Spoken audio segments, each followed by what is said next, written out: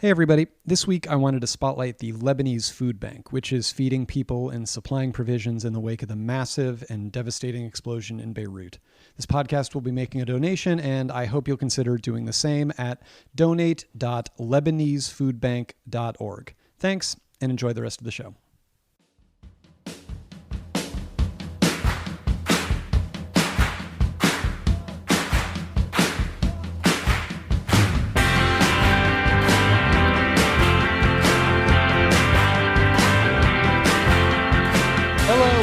Welcome to Stay for Dinner, a podcast of cooking, curiosity, and conversation. If you love cooking, hate cooking, you have no idea how you feel about cooking because you've never tried it before, congratulations, you are in the right place. The place at the moment is my small apartment kitchen in Los Angeles. I am DC Pierson. I am a comedian, author, and enthusiastic home cook, and my guest today, later on in the program, is going to be Open Mike Eagle.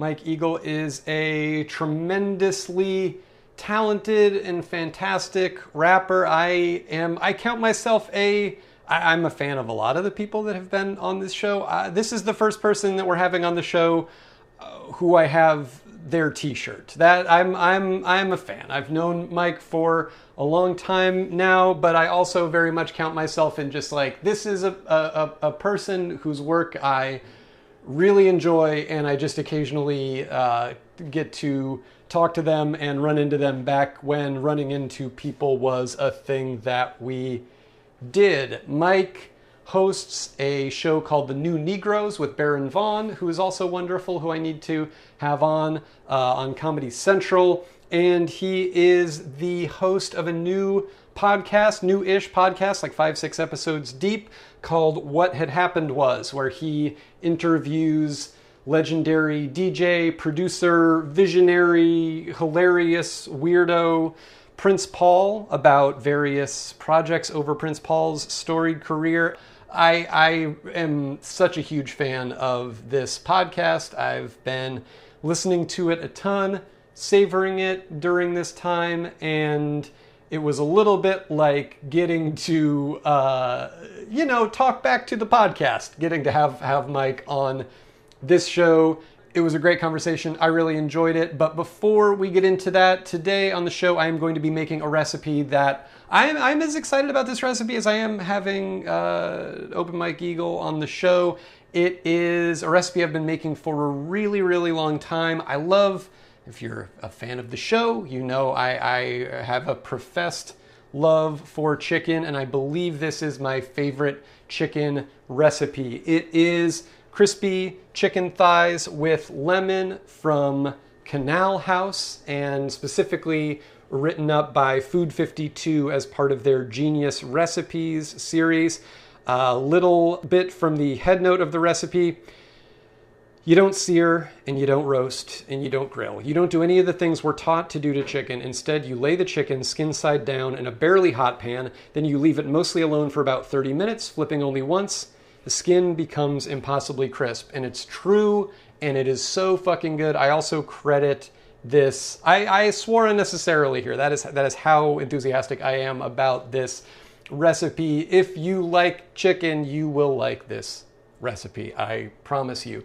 Basically, here's the approach, right? You lay some chicken thighs in a pan with a little bit of olive oil after seasoning them. You leave them there. You kind of play with the heat a little bit so they don't burn, but you don't flip them until the skin gets super duper crispy and separates from the pan, and you'll know it when you see it. There's just like a perfect golden brownness that occurs, and when you flip it over, the skin is super crispy and it's great, and then you finish them on the other side, and then you have some chopped up preserved lemon that you stir into the pan juices when you turn them, and that basically creates a very salty, lemony sauce with the drippings and the fat that are already in the pan, and then that's it. That's all you do. It's so easy.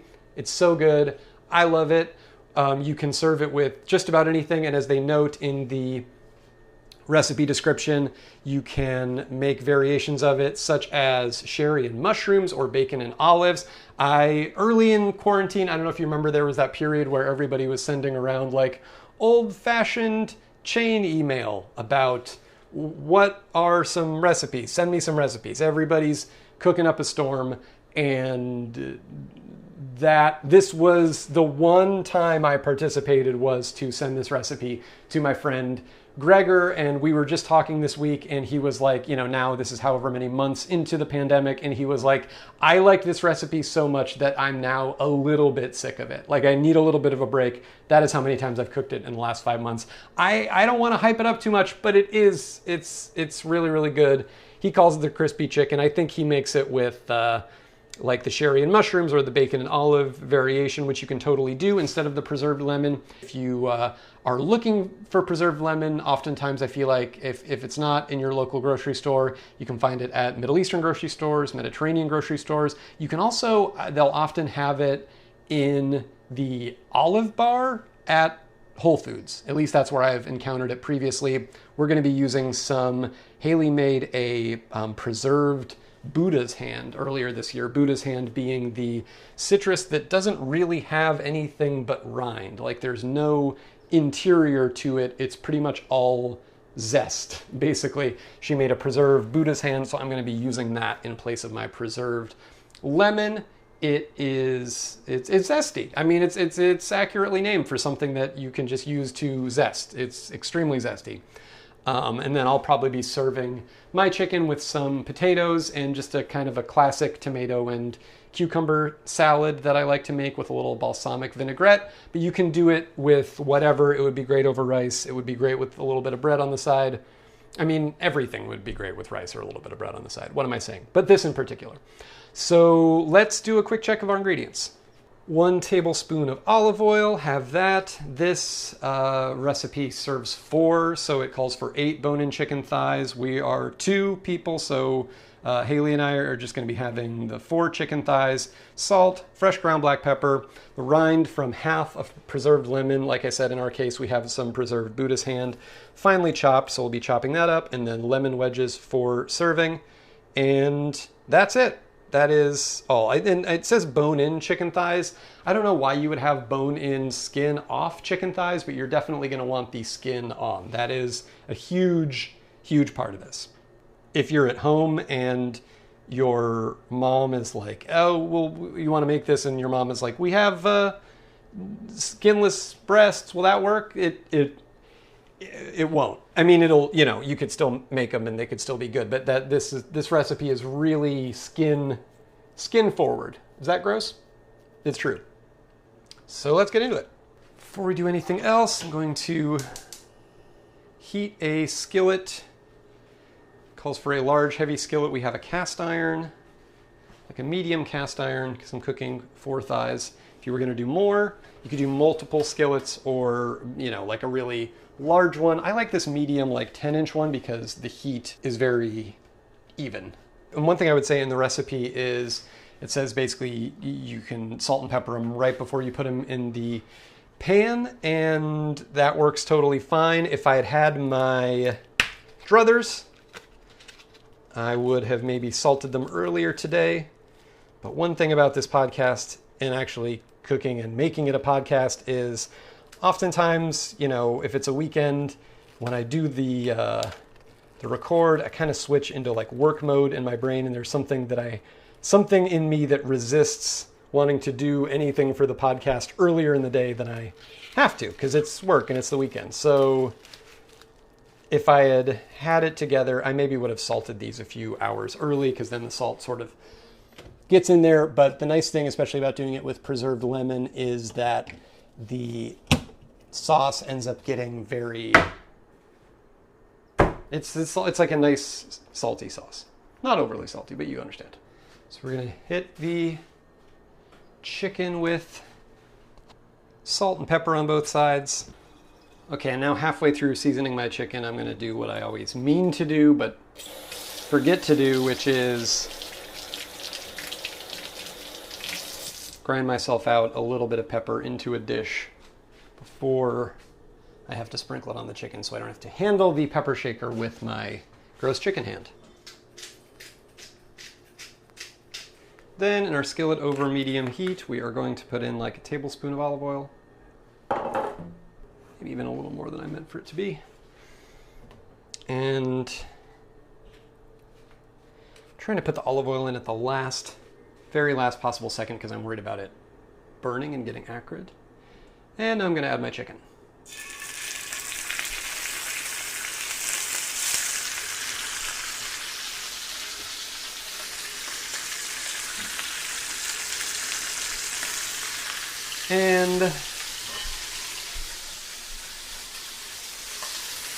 And at this point we can fiddle with the heat. As you can hear,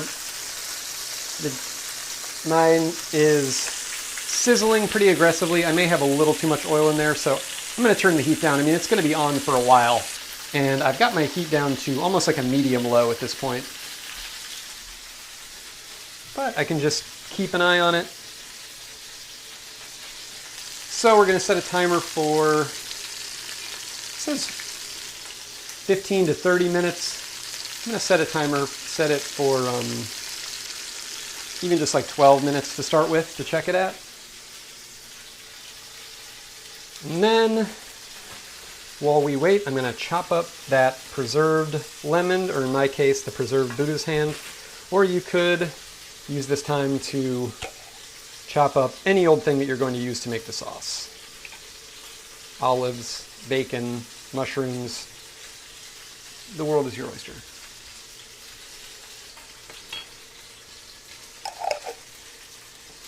This Buddha's hand is great. It's like, they really do almost look like a, you know, like a weird kind of hand, or like Medusa's head. So you have all these little tendrils that, in this case, with the preserved Buddha's hand, Haley sliced those up so you have kind of almost little like cylinders, and in the preserving process they end up almost kind of transparent in the middle. And you can preserve your own lemon or other citrus with just like water and a lot of salt and thyme. Look it up on your local internet. All right, got the Buddha's hand chopped up. The chicken is already smelling really, really good. All right, my timer is about to go off here,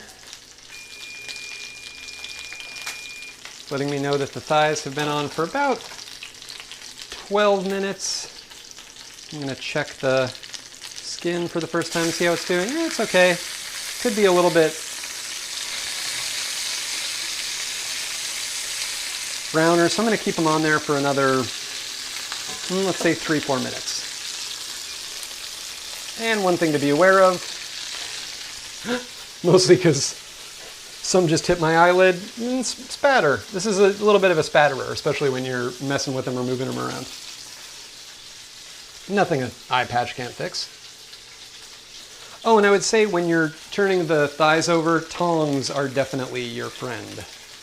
I would say more so than a spatula or anything like that, especially because if it's early in the process and you're trying to separate the skin, or the thigh itself in general, from the pan, the skin can be kind of sticky, and then a spatula can kind of rip it up. So if you're using tongs, you can just kind of feel that for yourself, that there's some resistance and that you should wait to try and turn it over once it separates from the pan. And if you have tongs, then it won't potentially rip the skin, which you want to be kind of whole and nice and crispy if you can help it.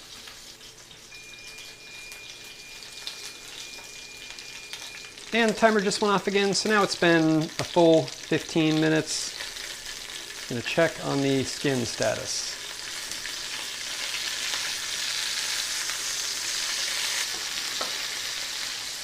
Yeah, it's getting a little yellowed, but it's not nearly brown yet, so I'm gonna set a timer for another 5 minutes.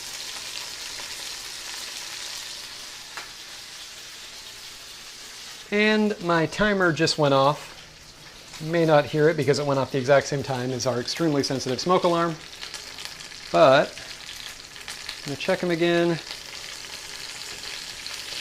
At this point, they've been on for maybe 20 minutes.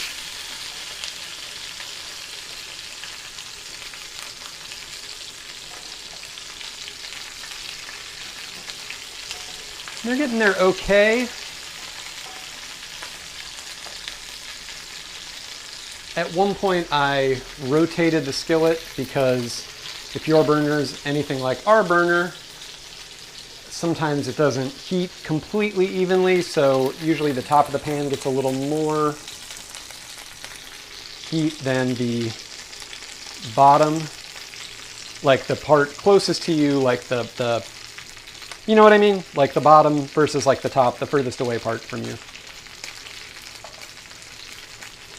I'm gonna turn my heat up ever so slightly so it's less of a low, medium, low, and more of a medium, medium, low. And set another timer for like 5 minutes. 4 minutes. Not in any hurry, because I think when it's on that really low, nice heat, it gives the fat underneath the skin a chance to render and the skin a chance to really crisp evenly and not risk getting burned. So I'm okay with the deliberate pace right now.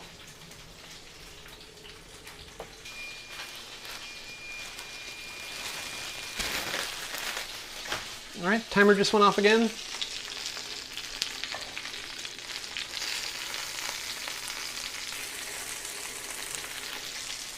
I'm just going to turn my heat up a little bit more, not quite to a medium, and give them like 2 more minutes.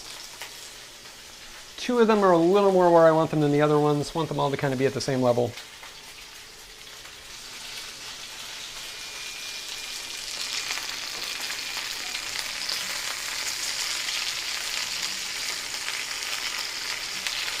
All right, once again, timer went off.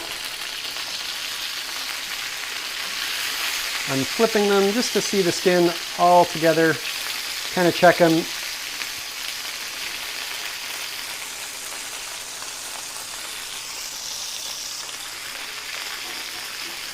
There's just one that's not quite where I want it to be.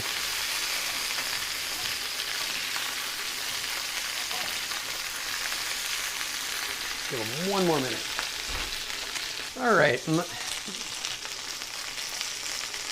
Now feeling like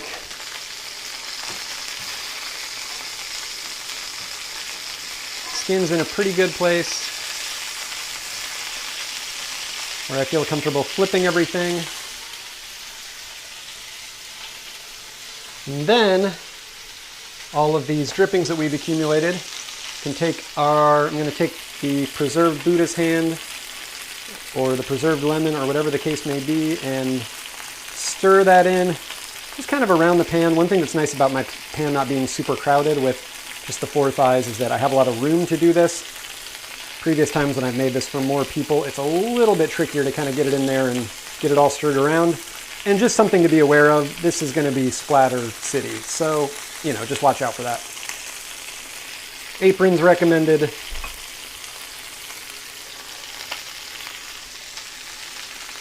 And now that I have the preserved lemon in there, just kind of stirred around a little bit. And I'm going to set a timer for let's say like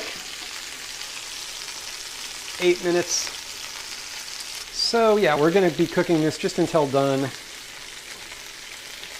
The meat closest to the bone is cooked. For those of you following the podcast over a long time will no doubt be familiar with my saga of having a broken instant read meat thermometer, dragging my feet on getting another one because of the pandemic of it all, not wanting to order just like one little thing, that feeling wasteful, whatever, blah, blah, blah, different things. And I've mentioned it so much that I literally had a listener reach out to me on Twitter and being like, dude, do you want me to just buy you a meat thermometer? And that really motivated me. Linus is chiming in. That really motivated me to get one. We staged a whole plan to get one at Target, whatever. It didn't, we were getting other stuff, gonna do like a pickup order. It didn't work out the way that it was supposed to. So it is on the way, but it is not, it's not here yet. So we're just gonna be going off of, probably taking one of them off and then on the non-skin side, cut it open, seeing how juicy it is. But these are pretty small, so I think we'll be okay. I'm not too worried about them getting undercooked. And I've just been doing it on the side, and we'll see how they taste, but I want to brag about my potato cookery. I cooked some potatoes, cut up, like white potatoes, on, they're smaller, on like 450. And the thing that I did this time that was different than what I normally do was I microwaved them after I cut them up for like 3-4 minutes. And I've just had them in for about like 20-25 minutes on 450, and they look really good. Like they're cooked kind of, I feel like normally at this point it's like, okay, they're really cooked on one side and you gotta, turn them over so they get evenly cooked. And in this case, maybe I just let the oven preheat for long enough or something. I don't know, but they look really nicely cooked on all sides. I'm gonna have to credit kind of pre-cooking them a little bit in the microwave. Guess you could also do it in boiling water. But that was cool. I might be doing that again. They look really good. Just for reference, the recipe said about 15 minutes on the other side. Like I said, mine are small, so my timer is about to go off here after about 8 minutes, and I'm gonna go ahead and check one. Checking this one, the juices are running clear. The skin next to the bone looks cooked, so we're gonna call that a success. So, what I'm gonna do now is I'm gonna put my starch, in this case those roasted potatoes, on a couple of plates, put the couple of chicken thighs per plate on top, and then take the pan drippings like the preserved lemon, all that, and drizzle that over the top as like a little bit of a sauce. And one thing, if I feel like too much of my sauce is cooked off, I will, which looks like there's a decent amount, but the more the merrier. I may just do a little bit of, and this is something I want to do really, really carefully because it's fat in a hot pan, but I may just add a little bit of extra liquid like chicken stock or water or something to, just let there be some additional liquid to stir into the fat. So, just so there's more volume of sauce. And I think this is going to be really, really good. The house smells incredible. I think you'll be very happy with this recipe, and I think you'll be very happy with this conversation with Open Mike Eagle. I know I was. Enjoy.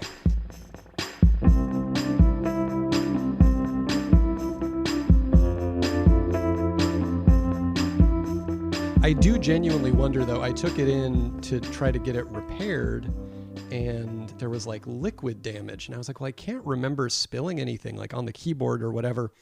And that's when I genuinely wondered, like, oh, that sounds great. I genuinely wondered, like, oh, is it like from just like doing Zoom and stuff, like just like yelling at your computer all day just and then collected? Yeah. maybe our computers get anxious and they sweat on the inside because they don't have pores, and so it's like a pig, I think so. Do pigs not sweat? I think I've heard that they don't sweat, and that's partly why their meat is so salty. But that sounds stupid when I said it out loud, so I don't know if that's true or not. Well, it also, if that is in fact true, it makes me very sad that there's the idiom of like sweating like a pig. Oh yeah. You know what I mean? I didn't even think about that.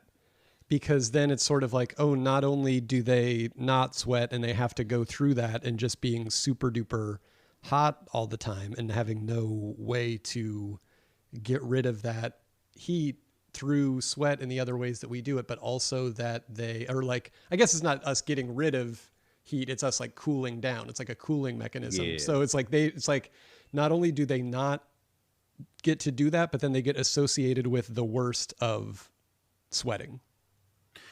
Pigs really don't sweat, is what the internet says. I just looked it up, bro. Not much anyway. So yeah. Oh yeah, and that's why they roll around in the mud, because they can't sweat.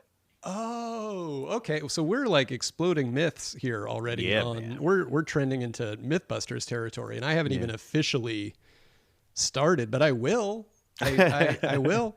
Mike Eagle, thank you for joining me. Of course. Thank you for having me. If this were a normal episode of this podcast, I would be presenting you with a hopefully delicious plate of food, but it's not normal times, and so all I can do is hope that the last thing that you ate was delicious and satisfying. It was breakfast. It was great. Do you know about Tom Papa's podcast, Breaking Bread? I don't. Yeah. He sent me bread across the city so that we could eat it. Wow. Oh my Yeah, gosh, it that was makes me feel like amazing. such a slacker. I guess I shouldn't have said that way. That's probably not a yeah. That probably wasn't going to make you feel good. And I just thought about it because it just happened recently and it blew my mind. But it's certainly like he's raised the bar incredibly high. Like I'm not No bringing anybody kidding. anything Yeah. to do If my it podcast. Yeah. Yeah, that is actually so I when I was sort of shifting into like pandemic mode with the podcast, I had banked a few episodes where I actually like made food for people and they came over and whatever.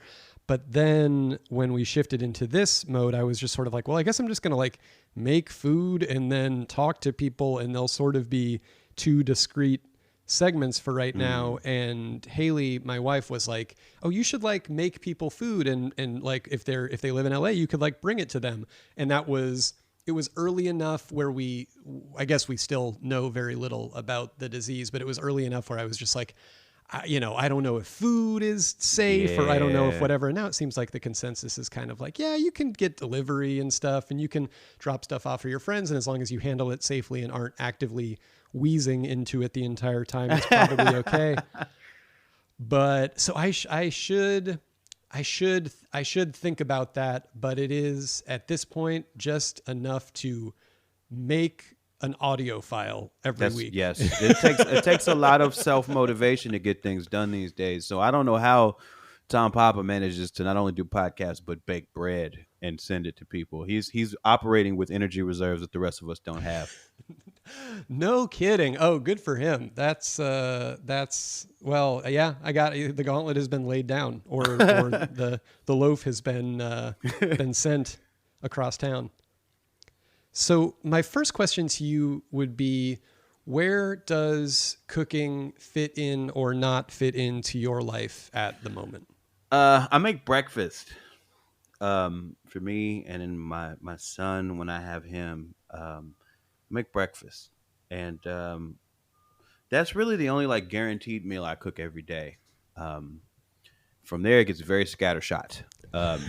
There's I don't cook a lot. Like I really can't cook, and I'm like learning how to do different things during the pandemic. Most of it involves trying out new frozen things at the supermarket. You know what I mean? And Mhm. I don't eat a lot of stuff either. Like I don't eat pork. I don't eat beef. So for me, it's chicken and fish mostly. And and I bought an air fryer. So like I'm learning how to do stuff with that. But yeah, this has all been That's a cool. journey for me that I was not prepared for. And like nothing exposes how little you cook than not being able to leave your house. What has there been sort of a learning curve with that? What does that sort of looked like as we've sort of gone through the stages of this weird time? Well, I think for a second, like I was like, oh, well, I can do, like I can do chicken. I can do, I can make, turkey burgers. I can, um, I can. There were a few options that I had, and at the beginning, it seemed like, oh, I'll get by with this and then order and stuff. But then, it just only takes a couple of weeks eating the same shit over and over again before you're just like, this is sad. This is not what an adult should be doing. And then so I'd say about like really a month ago is when I decided, okay, I really have to figure out how to do something else other than the skills that I came into this situation with. And then so, that's when I got the air fryer and that's upped my options enough for me to feel like I've done something, but I still need to do more. So what do you have like go-to things with the air fryer? Did it like come with like here's like five things you can do with it? What was sort of your inspiration to add that to the appliance family? Well, okay, so like I split from my wife about it's been quite a few months now, and I'm living on my own, and we share custody of our child, and I'd say about the last couple years that her and I were together, she really got into the air fryer. It became like a staple in terms of the she did all the cooking in that situation, and so the air fryer was an important part of the output. and she had also taught my son how to make some things in the air fryer. And so I'm taking him on this learning to cook things journey with me. And so I brought the instrument that he had familiarity with already. And so we started doing things from there. And it also, the air fryer came with this really big, thick recipe book that I don't understand at all. I've only seen an air fryer in person once at a friend's house, and I don't think I even really understand how it works. Like, I hear the terminology air fryer, and all I can imagine is just blowing hot air around something really, really fast. Is that in fact what it does? What does an air fryer do? You know what? I hadn't thought about it before you asked me right now. Uh, I know that because it doesn't make any sense logically. Like, you put a piece of raw meat in this thing, and then, you set it for however much time at whatever temperature, and it comes out cooked, and Right. it don't make sense. Like, I don't get it necessarily. Like, I know that cooking on a stove uses a fire to warm food. I know cooking in a microwave uses radiation to heat up the water in food, and I have no idea what an air fryer does. No clue. What if it's something where we learn it's like based on quantum technology where nobody knows how it works? It's one of those things where it's just like, we don't know. It just does, but nobody really understands. You put things in it, they come out cooked, but nobody understands. So it's the like a little principle. Schrodinger's oven, right? Like, you put stuff in, like, is it cooked? Is it not cooked? You don't know until you, as the observer, open the thing. Yes. For all we know, it's not cooked until you bite into it. And at that point, it is in fact cooked. And that is part of it, like, because these things are opaque. Like, you can't see through them at all. So you put food in there and you just kind of trust that the process is happening based on the sounds and the smells. But there's no visual way to know how much it has been cooked. You just kind of have to really set the time and trust it. This is really intriguing to me now. Yeah, I have no clue, because I also I know that convection ovens are a thing. Like, my stepmom has a convection oven at her house, which basically just means okay, it's a normal oven, but then it has this convection setting, which basically all I think that really means is there's a fan in the oven, so not only does it get hot, but then it blows the air around and sort of more evenly cooks the food, and you don't have hot spots like you do in a normal oven.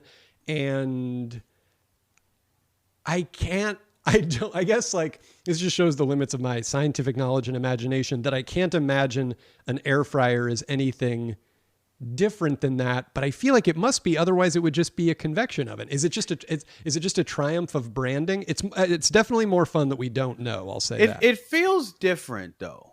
It definitely feels different. It feels like something different is happening. I don't know what though. I couldn't tell you what. But isn't it great that we don't have to know how stuff works to use things? Oh, it's Isn't phenomenal. that awesome? Could Yes. you imagine having to know how a car worked to use it? Like, this is That would that's be- one thing I love about everyday science. Yeah, no, just somebody gets to do it and make it a thing that you can just press a button and it happens. I mean, I do think about that. I don't know if you've witnessed that with your son, but I do think about that with kids today, I guess, is the best phrase I can use, even though I don't like how that makes me feel when the words come out of my mouth.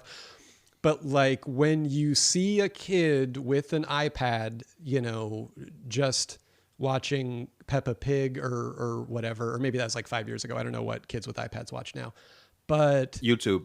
They watch YouTube. Yep. They're just falling down an algorithmic radicalization rabbit hole. But on the one hand, I go you don't appreciate how much weird technology went into making it possible for you to be holding a flat square of light and entertainment that just happens at you. But also, I guess I didn't understand how an NES worked, nor did I particularly want to. So I guess just every generation has their version of. I guess of that. so, huh? I do think that I used to think and wonder how an NES worked all the time, though, because I don't know. You know what I really used to marvel at was was video games on CDs. Like when that concept Mm. was suggested to me, I thought that maybe it was a cartridge and you press play on the CD when you turn the cartridge on and it was some sort of like soundtrack thing. It was like, no, the game is on the disc. I don't know how that works because only before this moment, all I thought came on the disc was music. But no, Right. they put an entire video game in the disc, and I just I couldn't wrap my head around that for a long time. What a CD-ROM was. I just could not understand. Was there something about, yeah, I know what you mean, where it's sort of like there's something about the CD that feels linear, right? Because it's Hmm. like spinning around and Yes. you understand that there's a laser happening and it's almost just a more evolved version of a like a record. You know Yep. what I mean? It's the same That's how I sort of, thought of it for sure. and there's something about the a record that is like linear. It's sort of like it starts at one part and then it goes to the other part. Hmm. But so then the idea that, okay, there's something that you can interact with, it's like, nope, that's only for some reason cartridges I can buy you interacting with. Right. So if Like, because so if they games had had come on an 8-track, like the cartridges had chips and pins and yes. you know all these little not electrodes, but it's something close to that. It had all of that stuff, and all that stuff is it would seem like it would make graphics and sound happen. You know, I just couldn't understand how it was coming off of a piece of plastic. I couldn't get it. Yeah, it's so interesting that it's like there's enough of a theory in your mind for how all these things work, even though you don't understand the in and outs, that just makes the CD feel like wrong. And I know Hmm. what you mean also too, Hmm. because I was very much a like Nintendo kid, even Me on up too. through the Me sort too. of I was like a Nintendo PlayStation kid. era. Yeah. And so the idea, and they felt very distinct, and the idea that there would be a like, okay, PlayStation, you put a CD in and then that's how the game happens, just felt like, I don't, again, exactly what you said, I don't fully trust that. My first experience with it was, I think it was like a Turbo Graphics CD system, and I used to like pour over video game magazines, so I was very aware of consoles that I couldn't have in any way. And I remember the first time like I saw a picture of it, like it was like called the Turbo CD or something like that. It was like TurboGrafx 16 had kind of failed, so like this was NEC moving on to their next console iteration, and the thing had a flip top CD thing in it, and it was like you would read that the games come on CDs, and I'm holding the magazine like, what does that mean? What in the world does that mean? I had just no way to conceive of that in that moment. Yeah, there was something about, I don't know, again, this really comes into where I want to use the phrase kids these days again, and I really have to avoid it. But yeah, I was as a long time Nintendo Power subscriber, I completely understand what you mean and how much of that was, how much of the fun of that was like, yeah, reading a paper magazine about games that you would very likely never play. It's sort of Yeah. like you're probably only going to get or rent like so many games. And so Yep. you're already just like, I would just read through like articles and breakdowns of levels for games that I was truly never going to get. And I don't even think I intended, like I ever planned on it. It was just I like that was a completely agree. separate type of content that I was completely consuming for Yeah, its I own just sake. wanted to learn about the things. And I liked looking at the pictures and reading the articles, and I used to read video game magazines absolutely cover to cover. And I remember there was this one, was this Video Games and Computer Entertainment? It might have been. Either that or it was Game Pro. One of the magazines. They used to have this page that was for you to enter some contest. And the grand prize winner in this contest would win every video game console that existed at the time. And they had this photo of all of the consoles sitting next to each other. And I'm like almost drooling thinking about it. Like it was like a Super Nintendo, a Sega Genesis, a Turbo CD, a Neo Geo, a 3DO, every possible, like a Jaguar, all of them are like sitting arranged perfectly, just like being some kid's dream. Um, Oh. And most of those things, like a Neo, I never saw a Neo Geo in my life. That thing No, costed me neither. $600, and each cartridge costed $150. I was Oh never my gonna gosh. know anybody that had a Neo Geo.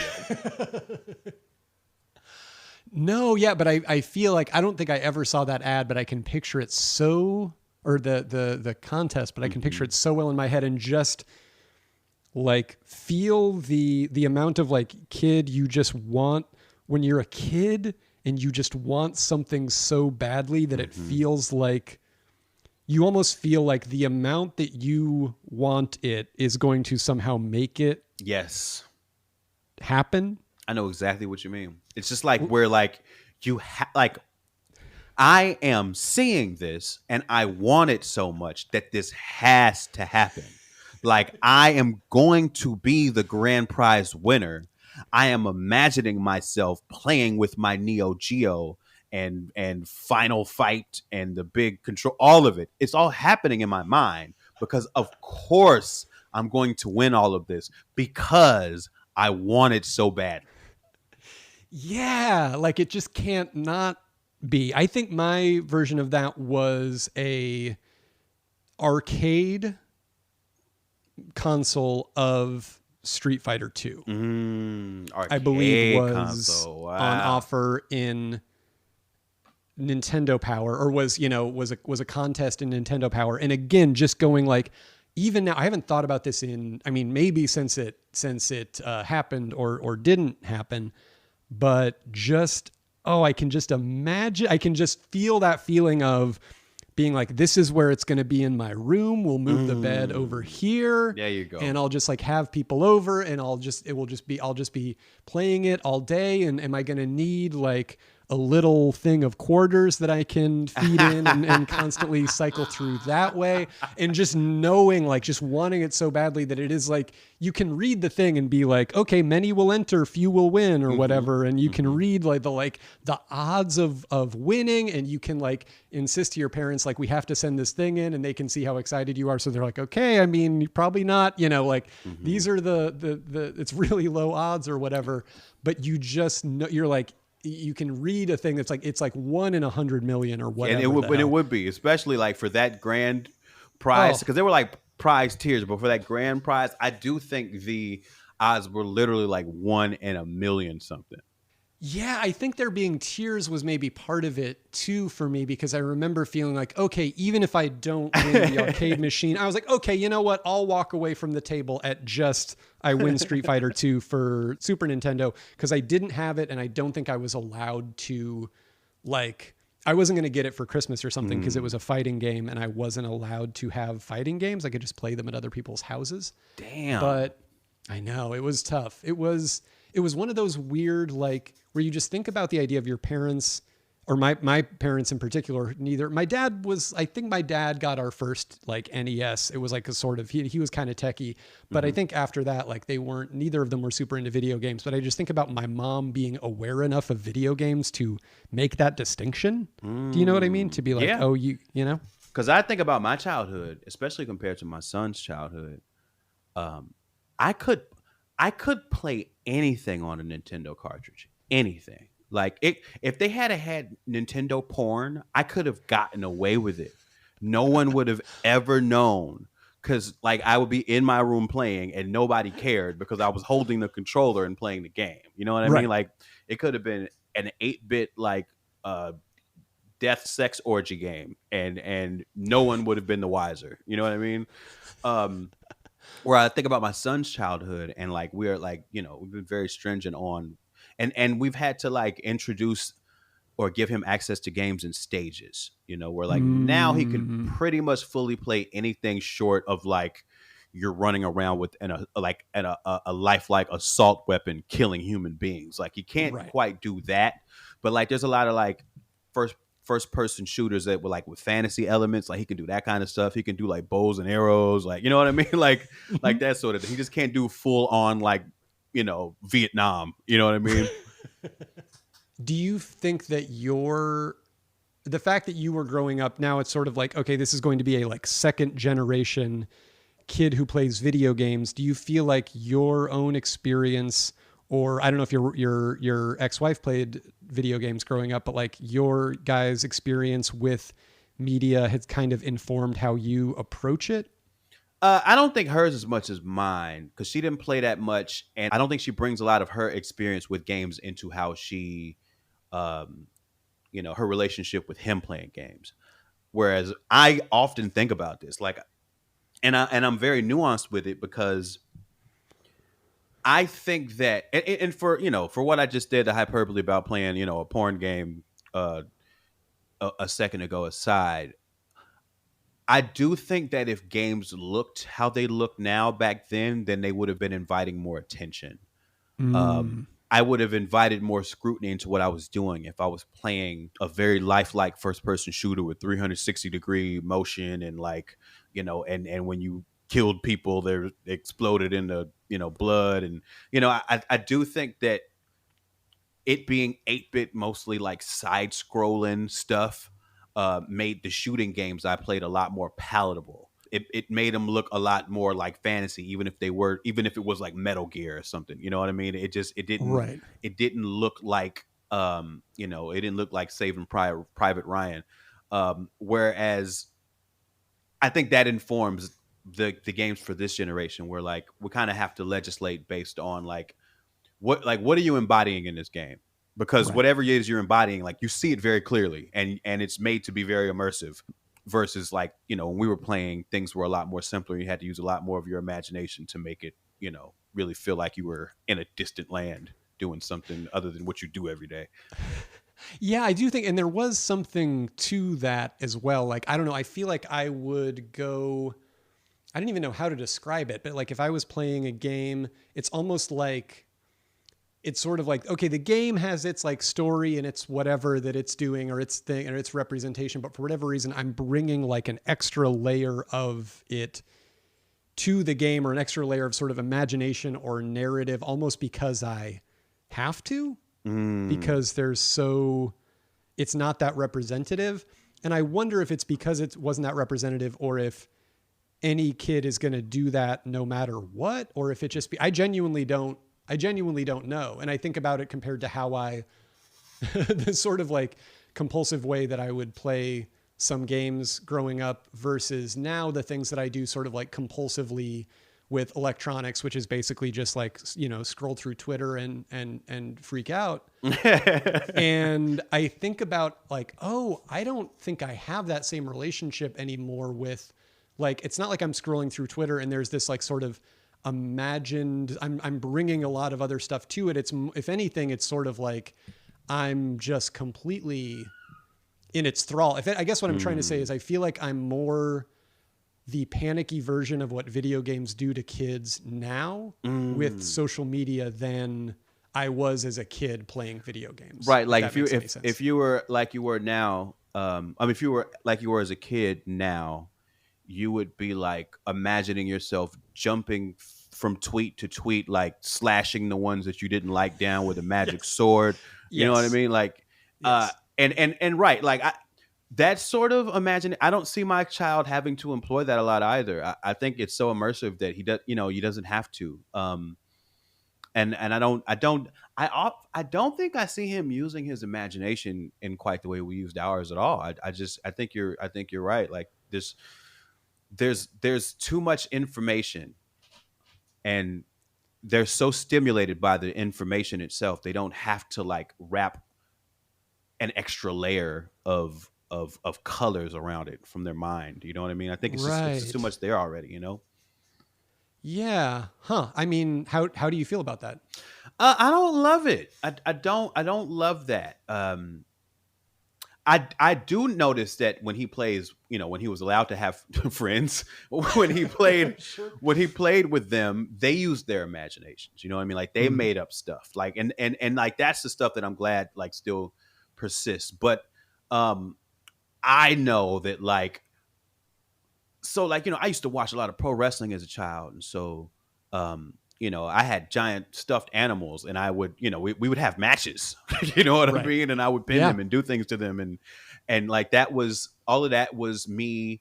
That was how I played with my imagination, and he doesn't like as a baseline play with his imagination. Like he's playing NBA 2K and it's literally like he engineered the player.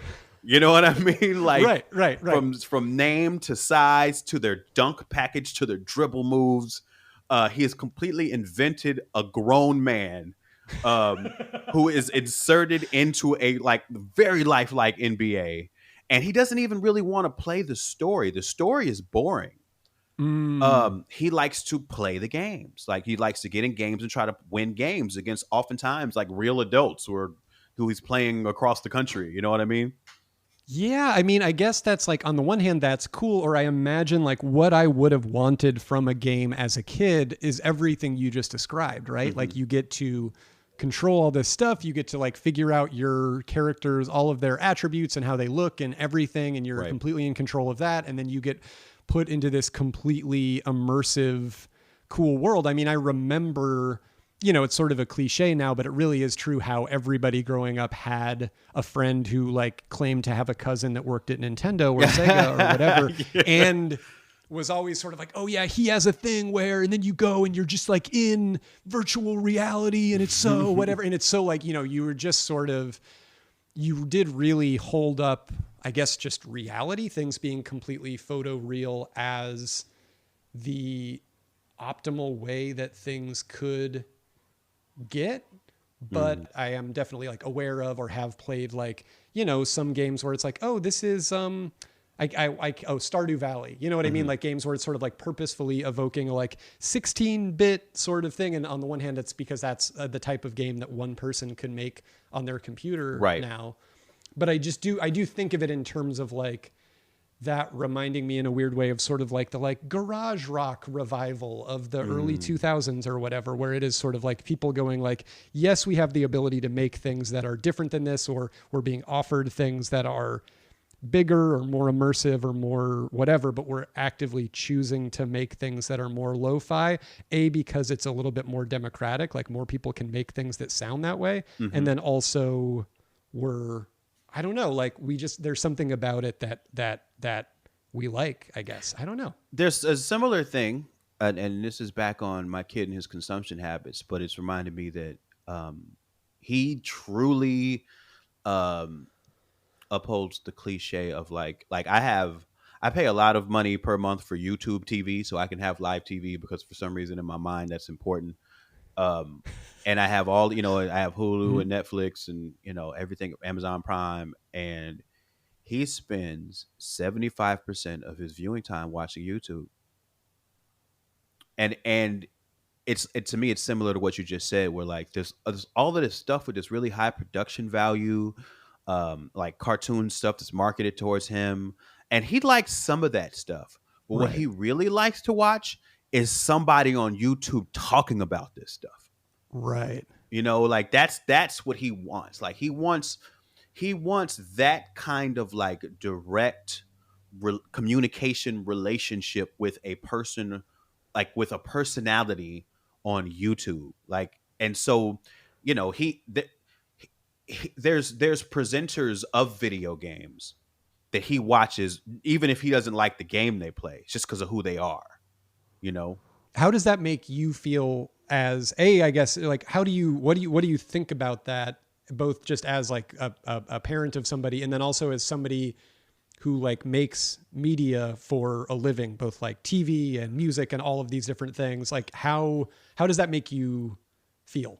As a parent, I find it fascinating because I don't know if I was his age, would I have chosen watching a person talk, even if it's edited well and fun and humorous? Would I have preferred that over watching You Can't Do That on Television on Nickelodeon? Like, I'm not certain. I feel like because I know he wouldn't enjoy You Can't Do That on Television. Like that would be very like, and I feel like I maybe have tried to show him that, and he's often just completely dumbfounded by the things that I used to enjoy when I was a child. Like they just don't make they're almost like they don't like they're not from this earth. You know what I mean? Right. Because there's no connection to anything that he's familiar with at all. a bunch of Canadian kids sitting in a geodesic dome getting slime dumped on them. Like, there's no conception for why this would be entertaining to anyone. But I wonder if I were in his situation, whether or not I would have chose that. And then as a person who makes media, what it often reminds me of is that execs know nothing. Sure. Like the people who we have to like pitch things and craft things to, who like it's their whole job to have their finger on the button of what's going to work. They have no idea. They have no idea. Like they're like the generation of kids that's coming up right now. Like I don't know how the entertainment industry is going to adapt for them, because they don't want traditional television for the most part. And I'm definitely like overleaning on my kid as an example, but also I feel like his friends' consumption habits are in line with that as well. And they also don't want to follow their YouTubers into normal media either. Sure. Like sure, they don't really want that. Like what people who watch YouTube want is YouTube. They want a guy who's either his face is in the corner of the screen or it's just his face in his bedroom talking about something. Maybe playing a game, but you're also having a conversation with him about the game while he's playing it. Like that's what they want. They want the energy of sitting and communicating like one-to-one with a person. I totally know what you mean. And it does, I guess it does make me anxious. Or I've heard similar things from other people who have kids who that is sort of, for whatever reason, like that's what they want. And I've had like interactions also with, executives in the entertainment industry who have kids of that age and are going, whatever they decide to do about it, sort of go, well, this is what my kids like. So how do I like adapt to that, or how do I prepare for that? And I don't know that anybody has yet figured it out, or if they ever will. Cause like you said, it's sort of like, we're asking the wrong question. It's sort of going like, well, what are they going to want in terms of entertainment? And I guess what you're saying is like, well, they've already made their decision. Yeah. This is what they want. Like this is what they want. They don't necessarily need that to then be ported into something else or something larger, or plugged into something larger. It's not like they're going like, well, obviously this is great, but if I could see this guy on the big screen, that would be even better. Mm-hmm. Whereas for me as a kid, that was like the optimal, anything that I liked. Obviously, this sort of biggest win for that thing could be like, now it's a movie, with like Teenage Mutant Ninja Turtles or whatever. That would be the big sort of like, or Power Rangers. That would be the big like, and then there's going to be a movie. It's sort of like, okay, that's the ultimate. Obviously, of course, I want that. I also will admit that I'm like, I don't know what exactly we do with that as people that sort of make more linear media. I don't know. Because I'm listening to you say that, and what I'm thinking about is like that, you were saying that as when you were a child, the optimal path was that something you enjoy would end up in the cinema. And I can't think of anything my son would enjoy more than the person who he just watched do a video, them just doing another video. Like, you know what I mean? Like that's all he wants, you know? It's just like this serial nature of like, did such and such upload today? You know what I mean? Right. Yeah. Although I guess now that I think about it, I'm like, okay, I guess we have a similar, or I guess our generation has taken on board some of that, maybe with like podcasts. I don't know. You know what I mean? Because it is sort of like, okay, we do also like, I might like this person's albums they put out, or movies, or stand-up specials, or whatever, but I also just like going and hearing them on a week-to-week basis, very likely, as we're doing now, just talking into microphones as themselves. Absolutely. And there is something about that we like. Or I remember like when I first moved to LA is when I got super duper into podcasts in like 2009, 2010. Same here. Same here, same time. Yep. The thing of just, I mean, I genuinely remember there was a period of time where I had like just moved here, and I moved here with some friends. And so we were all living together, and then we all kind of went our separate ways. And when I moved into that, I moved into like the back room in somebody's house, like by myself. And I remember in that period, like I would wake up in the morning and I had to like put on my headphones and start listening to a podcast before I could move across the room, like at a point, because it was just, I didn't have to, but I really liked to. It was a lot better to do that because it was a weird way to kind of break up the loneliness or just the sort of like isolation. Was just like, oh, I'm going to hear these two people talk who I don't actually know them, but you do feel like you do in that sort of like the way that people used to feel about like Johnny Carson or podcasts are really huge for me too. And I you know, in thinking about childhood, like I couldn't have imagined I would have grown up and been a person who just listened to people talk this much. Like I couldn't have imagined that I would, you know what I mean? Like that my favorite thing would be to just hear people talk. And it's funny because I actually find myself listening to a lot of podcasts or clips of podcasts on YouTube.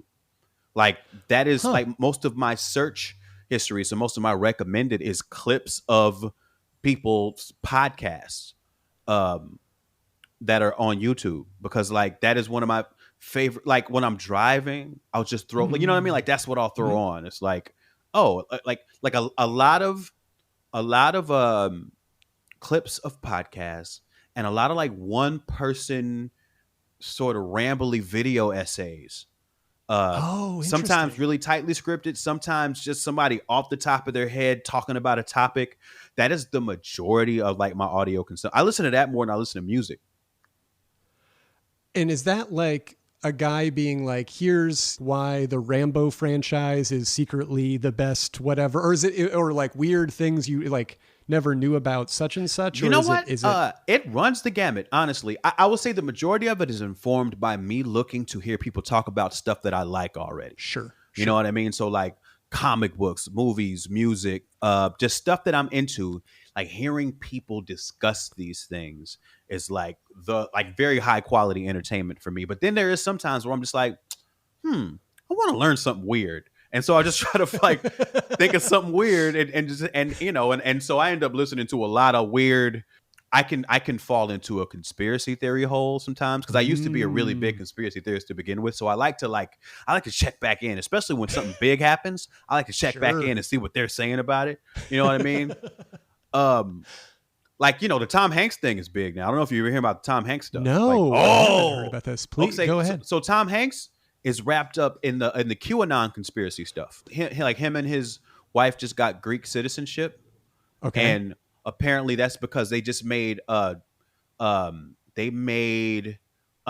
sex with children a disability increase recently. Like some law was passed where like you can list that as a disability that you're attracted to children.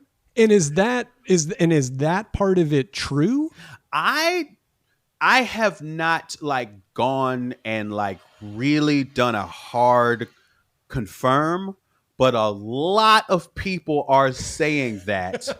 And like if it's not at least somehow true, it is wildly interesting how that disinformation is being spread. Right. Like it feels like the kind of thing that's sort of based on, it seems like right now in the slightly more legitimate, but still somewhat disinformation sphere, there's all this stuff right now that's sort of like random fucking just like, you know, C-team Democrats who go on CNN sort of being like, you know what, Joe Biden shouldn't do the debates unless Trump admits that he's an orange loser or whatever, that then gets spun. It's like, okay, this is not something that Biden or his campaign has said he's not going to do. He's going to do the debates, whatever. But that then becomes somebody on the right picks that up and is like, Joe Biden says he's not going to do the debates or what. And it sort of is like, that is very interesting to me. And I know when I type 2 search terms into Google to find that out, I will just get thrown so far into one corner of Google's algorithm that I will never get to see anything normal again. Who did you see cooking growing up around you? My grandmother did the majority of the cooking around me. I grew up with my grandparents. Like my grandparents raised me. And it's interesting because as much as like her food was a staple of my diet growing up, I eat very little now of what it was she cooked, because she cooked a lot of pork and a lot of beef, and I don't eat either of those things now. Do you find is it hard for you to recapture that kind of nostalgic, like grandma's cooking feeling when you're either cooking or eating because those staples of her cooking are off the table for you? Yeah, except for Thanksgiving, because I think there's just a general level of like black people macaroni and cheese, black people sweet potato pie. That, like, you know what I mean? Like once somebody's like in that master league, um, then it like there's a similarity to it, which is kind of the point, and that's when I get that feeling, Yeah, the sort of like the critical mass of there's just enough of this stuff that's around that it's almost like the Force ghost of my grandma appears in the corner. Yeah, exactly. Like nodding. You know what I mean? Like, yeah, completely approving. Absolutely. Well, yeah, this podcast is I've described as being virulently pro grandma. At over three grandmas have actually been interviewed on the show so far. We're you got a high grandma quota for a podcast. Yeah, we really do. And every time they do, it's like I get to Haley's grandma was just on, and I got to tell her, like, you can tell your grandma she had like the biggest episode of July because people love grandmas. What was your grandma's name? What was she like? Her name's Jean Wilborn, and she was great. Like, she was my mom figure. My mother. My mother was I gotta say my mom is still alive, but during the 80s, my mom was a fun-loving adult. FLA. Yeah. So her mom stepped in and took care of me and my sister. Yeah, so she was my mom figure. Like, she was like, she was like, her and my grandfather, they were like the main parents. They were both really cool. They had a lot of patience with us. They were very encouraging. Spent time taking us wherever we needed to go. And basically did everything for us, even though they should have been resting on a full life lived. Sure. Yeah, that makes sense. Did that how do you remember feeling about that? Feeling about which part would you say? Just the part of like, oh, these are my, our grandparents are taking care of us, and they're, as somebody that's like, I'm already 35. I would like to have kids someday, but now realizing like, oh, by the time my kids are a certain age, especially if we have a couple kids, they're going to be older. You know what I mean? Like, and so just the idea of like, oh, these are my main parent figures that are taking care of us right now, but they're a little bit older. Was there like a feeling of like, oh man, grandpa or grandma can't do the things that my friend's mom or dad can do? Not really. I wasn't surrounded. Like, I lived in a big apartment building in Chicago. It was like a 12-story high rise, and most of the population in this place were older people. And so the other kids in this place, let's say there's 120 apartments in this building. There were probably 6 other kids, and all of them were in the same situation I was in, where it was like grandparents raising them. You know what I mean? Sure. So it was, it wasn't like it was like a lot of kids with active parents around at the time. Do you, was there like do you feel like that has kind of sort of like affected you or your personality at all growing up with a critical mass of like, I've used the phrase critical mass twice in this conversation now for reasons I don't fully understand, but like where you're surrounded by like much older people, like older than your parents' age? That's a lot of, I'm just imagining like that's a lot of seniors. Yeah, I don't know. Because the thing is, when I was experiencing that, I wasn't putting it in that context a lot, like in terms of age. Like, I didn't understand. I didn't experience it as they are older than parents should be. And when I think back about it now, like the way that they spent their time, I think that's probably influenced me, because like they would work all day, both of them, my grandfather and my grandmother, they would work all day. And when they got home, like my grandmother would cook when she got home, unless it was like one of the nights she worked late. And then, we'd have myriads of like frozen food options that were fun for us anyway, because the microwave was new.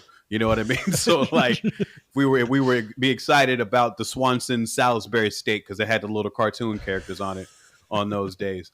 But for the most part, aside from cooking, when they got home, they chilled the fuck out. Sure. Like they had TV they liked.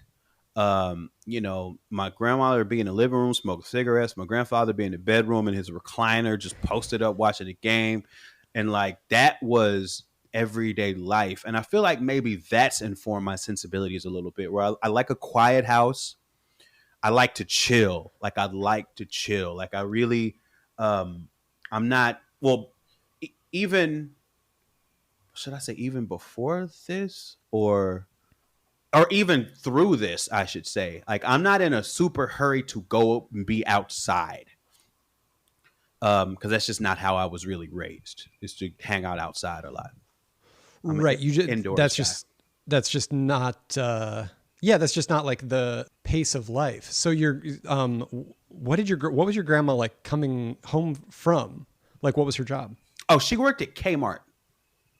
She's like on her feet all day and then Yes, coming home and exactly. and cooking, unless like you said she's working the late shift, in which case you guys are kind of stoked because then you get to have like We get TV to dinner. we get to experiment with whatever like brand new packaged microwave dinners that we've been seeing the commercials for, you know. So we are excited. Isn't it wild to think back on it, that feeling of like that you have as kids where it's like if your parents are too tired to cook, it's so, or they're not home, or they're not, like for whatever reason, when they're not cooking, you're more excited because that might mean that you get to go to McDonald's. Yes, that was another thing. That was another thing. On Tuesday and Thursdays, that was another option, is that we might be able to go to McDonald's and get Happy Meals.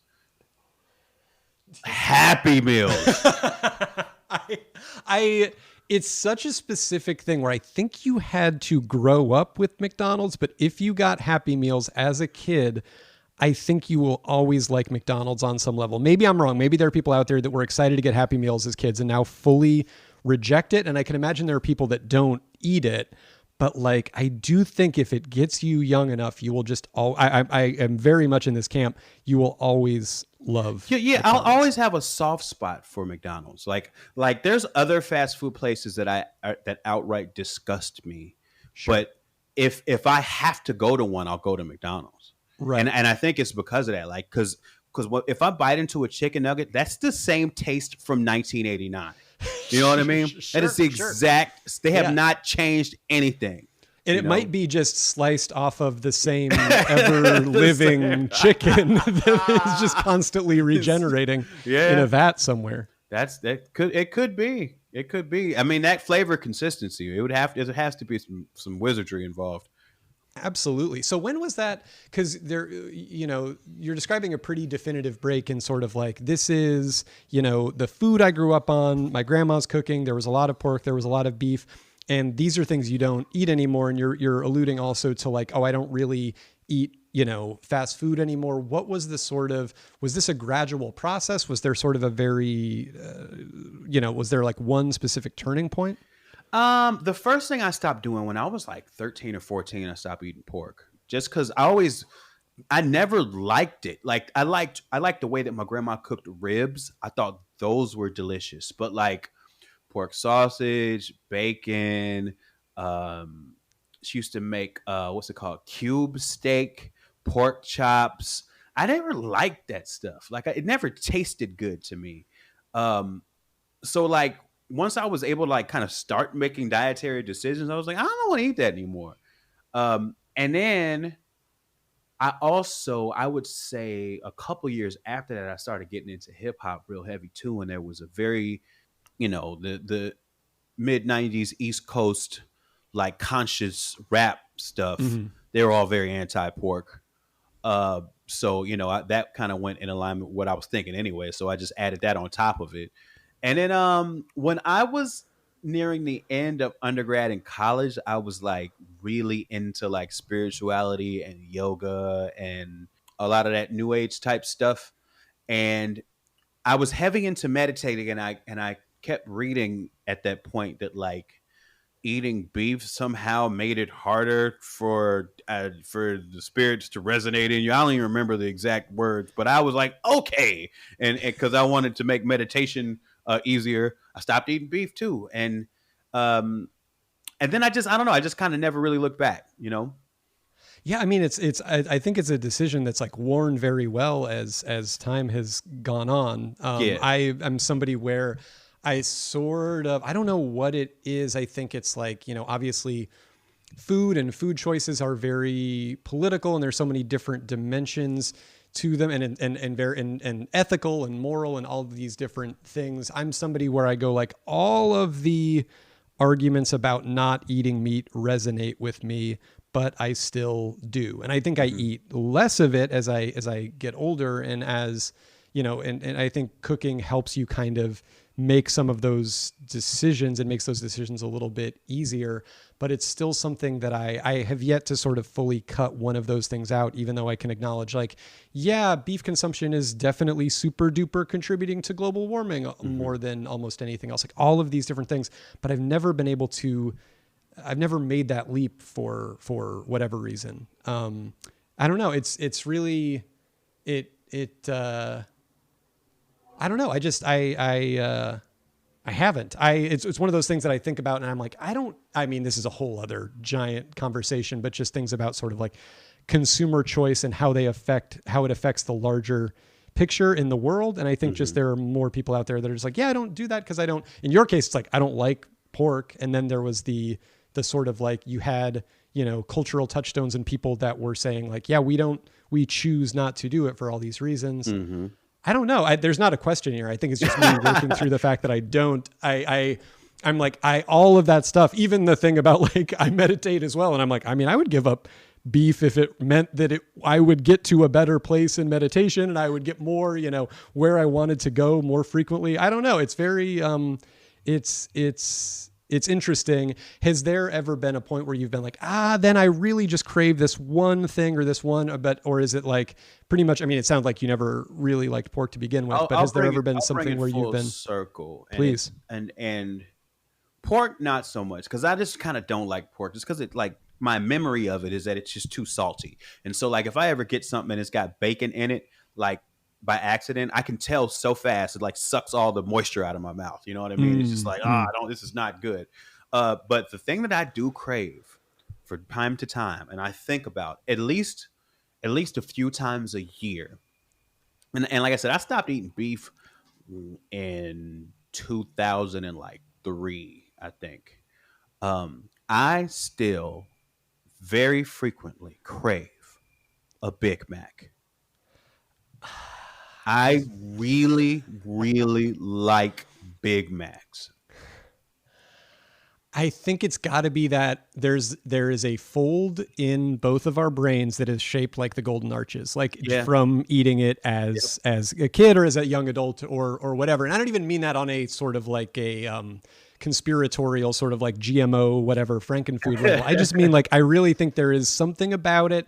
I completely have that, even though I can acknowledge like my wife, Haley, did not grow up with any of that stuff, and she doesn't have that in the slightest anytime we've ever gotten. And I do think McDonald's has actively gotten not as good over the years. I like believe a lot of the things are not the McDonald's that I remember, but there are still certain things where I'm like, no, this is really, really, there's just something about this. But I do think you kind of had to grow up with it. Have you caved and gotten one since you were a meat eater? I haven't gotten a Big Mac. If they ever come up with like, now that I think about it, I could probably like make this, because all it is like, you know, 3 pieces of bread, you know, and then all of the condiments, and then like they just put Thousand Island dressing on it. I could put turkey patties in that, and probably be just as okay, you know. Oh, absolutely. Yeah, I think you would be a lot better off. I made the mistake of, we got McDonald's once on a road trip, and like I said, Haley didn't grow up with it, and she was like, we do have In-N-Out somewhat frequently, and she really likes that. So she was like, what's like the closest to like a double from In-N-Out here? And I made the mistake of saying the Big Mac, just because I was thinking, you know, the sauce and the, you know, the 2 patties and the cheese and all that stuff. So I was like, oh, Big Mac. And she made the mistake of, she was biting into it. It didn't look very good. I also haven't had one in a long time. I will usually get like a quarter pounder or a double quarter pounder, which I think was actually the correct answer to what is the most similar to the double. Probably. And then she started dissecting it try to make, I know she looked under the hood, and that is no, you don't want to see how that sausage is made. You don't want it. That is absolutely the wrong move. So this kind of leads me to my next question, which is, obviously current situation notwithstanding, you are a touring musician. What is your approach to like eating on the road? You end up, okay. When you're in a city, you actually get to make pretty decent choices half the time. Like most cities where we would perform have pretty good options in terms of eating. So you can pretty much, whatever you can think of, as long as you try to get it before the show rather than after, you can usually do pretty okay. The problem is when you're on the interstate between gigs, and the only stops are the ones off the highway. So the big truck stops, Love and Love's, what's the other one? I cannot remember right now. Flying J is one. And there's a third one too. But like those are the big giant truck stops that usually have some fast food restaurant attached to them.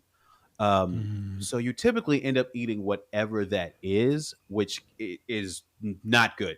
This is not good. Because if you're like, there's good scenarios where, let's say it's a Wendy's. Wendy's ain't so bad.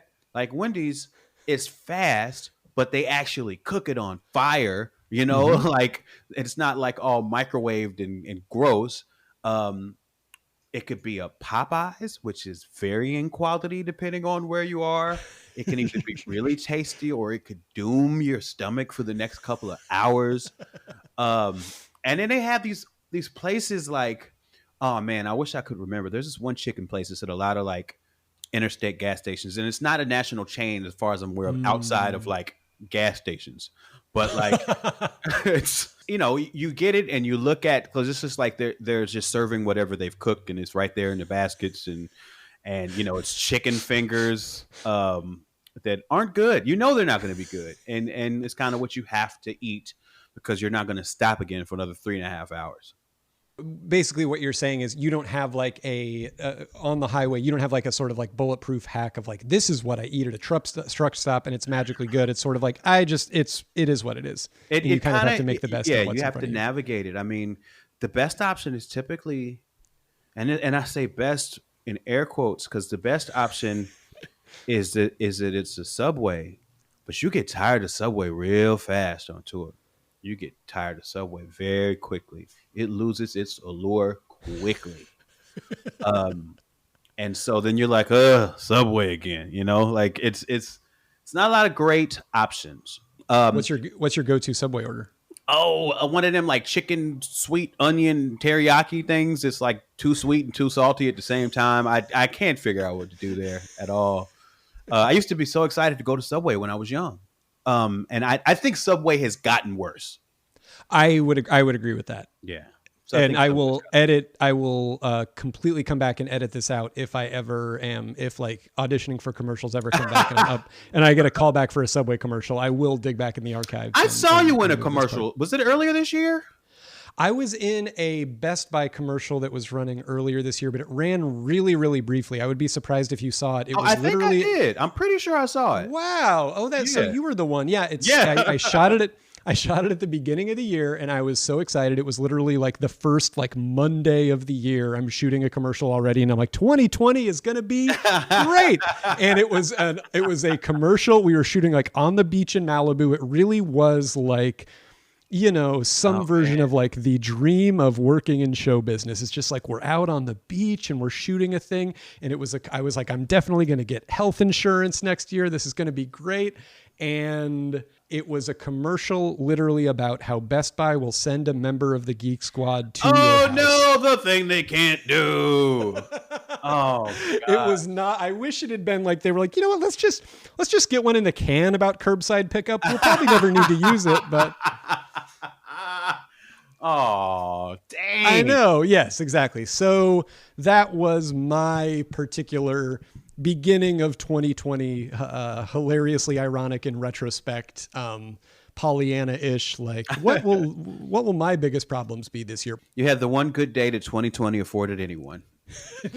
That's right. I was the one that got it. Sorry, You got guys. And then you were describing basically like, and if you don't eat before the show, the options get winnowed down. You're playing some dangerous games, trying to eat after. And I've done it. You know, you after a show, we've been drinking, we're hungry, and you either get, if you're lucky, there's a pizza place that everybody during the show has been telling you about.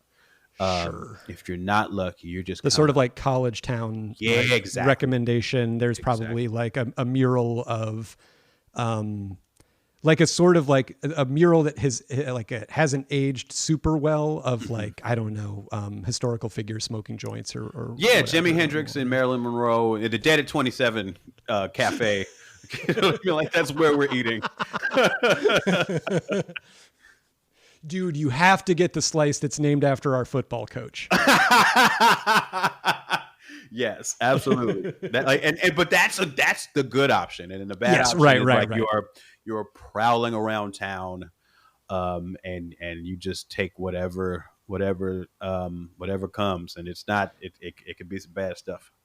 Have you ever had a fan like I have? I imagine you have not been in this place for a very long time, thankfully. But like, were you ever in a position of sort of like crashing at yes. houses? First half of my career, that's all I did. Matter of fact, that was like part of my whole deal was keeping costs low. So I used to make it a point to crash. But yeah, I stopped doing that shit after enough incidents. Sure. Did you ever have the person you were staying with like cook for you? Like, was there a sort of like, well, I kind of want to go to sleep, but this person has this like stew that they're insisting on? No, it wasn't that so much as I want to go to sleep, but the after party is where I'm sleeping. You know what I mean? Like, so I got really good at falling asleep in the middle of the after party, very much on purpose. Yeah, that makes sense. I mean, you hear that a lot, or like I really like, sort of like band memoirs and stuff, and you do read a lot about the thing of like, yeah, this is your career that you're just like, this is another day at the office for me. But for these people, it's like, oh my God, the act that we just saw is like staying at our house. Yeah. So we're obligated to entertain them. Whereas you just want to go to sleep. Yeah. They make a big embarrassing deal about it. And then the people who even want to hang out at that hour are psychotic. Like the people who want to come over and kick it and drink natural light beer. And pass a bong around. These people are maniacs. Absolute maniacs. Anything stick out to you? Was there a moment where you were like, yep, not this time. Next time we're going to figure out what the Econo Lodge looks like. I stayed with some really sweet people who were actually they managed the venue where we were staying. It was like what would you call it? Like one of those all ages venues that like some organization kind of puts together. You know what I mean? Like it's not sure. Like like an all ages space kind of thing. Yeah. Right. So these are cool people, super sweet people. And I booked the show with them, and they're like, "Yeah, after just come stay at our house. We got we have all this room, and we got a mattress that you can you can sleep on the floor on a mattress and it'll be great." And that's fine for me. Like at the time, like that's fantastic. Like there's a mattress, like I'm there. But this place was very gross. It was very gross. The place was in the basement of one of their parents' house.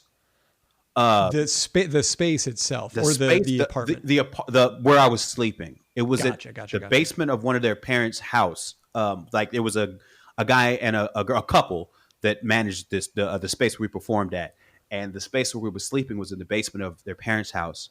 So I'm like already weirded out there because like and these were white people. So like I feel like I'm a weirdo black dude being smuggled into their house and like hope I don't wake up too early and go to the bathroom and scare the shit out of their mom. You know what I mean? Like I have all of those kind of thoughts, but that wasn't even ultimately the problem. The problem was like this whole place, this basement was carpeted, and I am allergic to cats, and they told me that. And the floor and the mattress I was expected to sleep on was covered in cat hair, and the cat itself would not leave me alone. And we started smoking weed, and then people started ashing the weed on the floor. No. Yes, the same floor I was expected to sleep on. And then there's a sort of like, I feel like then it becomes a little bit incumbent upon you to, or it seems like the expectation is like, well, if we're ashing here, but we don't sleep here, this is where you're going to sleep. It's one of our parents' carpet. And so it's going to kind of seems like it redounds on the musician that we had staying in our basement, like that there's weed ashes on the floor. Well, no, I have the sense that that's what goes on in that basement all the time. Gotcha. I don't think this was a special occasion, you know. This was just another Wednesday in the life of, you know, Jeanette and her boyfriend Sunshine. Yeah, plus me. Isn't there something I always find when it's like a husband and wife or a couple that runs this sort of like really endearing or sort of like well-meaning thing that they're just like trying to make work. There's always something about it that's inherently tense. I feel like. Yeah, it is. Like they don't really get along. They're just staying high enough never to really have to talk about it, you know? No, yeah, absolutely. Yeah, absolutely. Yeah, that's that also doesn't get talked about enough. Just the edginess of people who are smoking weed and that they feel like I shouldn't be edgy right now, but I am. Yeah. Because it's not enough. The weed ain't enough sometimes, you know. They got real problems. They got to pay the mortgage on that place, you know what I mean? And they're not getting it done. Their parents know they're not getting it done. You know, I bet their parents are footing the bill. They're not happy about that shit. Plus they're bringing random people home, smoking out the basement. People's lives are a mess. It's something to think about anytime I've ever like, you know what Haley and I should do? We should is like, okay, hold on. I don't know. Like I think that comes up a decent amount now, just not working together in general, but I think just the idea of like with the pandemic and the idea that you have to kind of like make something work, or maybe we could have a little side gig, you know, blah, blah, blah, blah, blah. And so you start to go down that road in your head and you just go like, I think you should stay in a place where you like each other. Yeah, and that means not adding extra hats. You don't want to add hats. You know, including the hat that you're passing around your all ages space, hoping that these straight edge 14-year-olds will cough up enough that you can cover June. Yeah, you don't want to be wearing the buckets as well. You're right.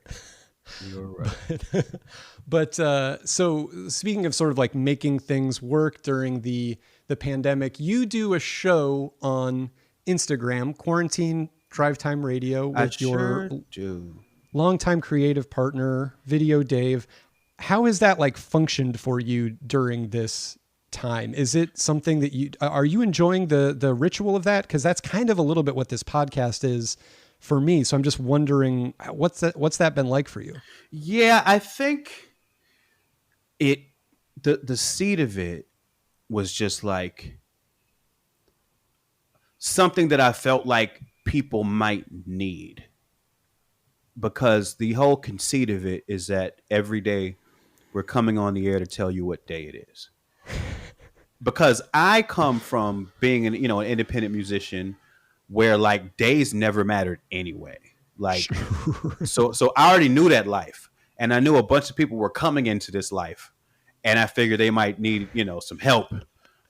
So it started as that, and it kind of like, I always wanted it in my head. It was a program, like it's a reason on a practical level for me to make sure I take a shower every day. You know what I mean? So that like, I'm gonna be in front of people Monday through Friday.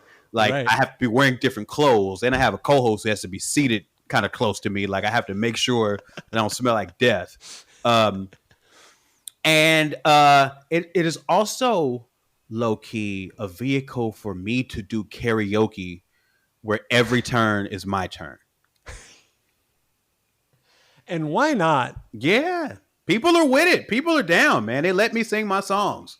And for the most part, even the weird ones, they go with me, you know?